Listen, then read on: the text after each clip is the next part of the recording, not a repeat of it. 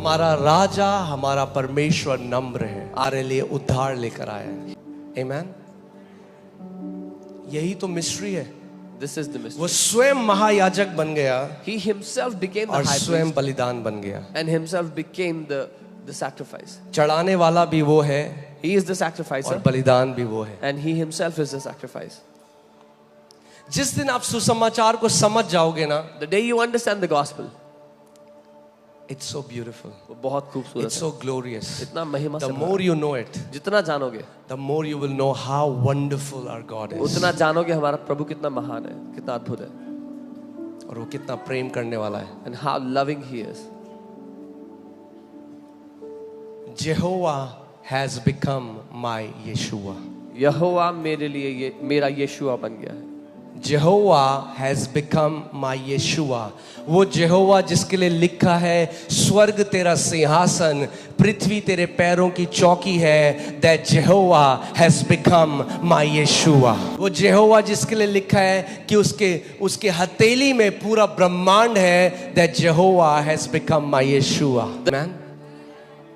और आज वो दिन है And today is the day जब वो यरूशलेम में गया उस बलि की तरह अपना बलिदान देने के लिए। when he went वो महान परमेश्वर, वो जेहोवा, उसके बारे में पढ़ोगे, when you read about him, his power is endless. उसकी सामर्थ्य की कोई सीमा, कोई अंत नहीं है। अगर आप प्रकाशित वाक्य में पढ़ो तो वहां पे लिखा है कि एक स्वर्गदूत है, स्वर्गदूत, मैं परमेश्वर की बात नहीं कर रहा, स्वर्गदूत है, वो इतना बड़ा है कि उसका एक पांव ही पृथ्वी के ऊपर आता है, दूसरा पांव की जगह नहीं है। Not even fathom the majesty of this great God Jehovah. हम इस महान परमेश्वर यहोवा की महानता को समझ भी नहीं सकते।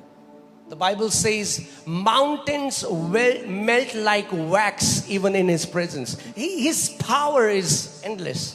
कभी आपने वो, अब मुझे पता नहीं अगर आपने देखे, कभी आपने बड़े वो ट्रांसफॉर्मर देखे, वहाँ हड्डी का साइन होता है। बारी हम लोग देख रहे थे कि हमें लैंड कहीं मिले चर्च की, तो जगह जगह जा रहे थे क्योंकि इतनी बड़ी लैंड दिल्ली में यहाँ पे नहीं है।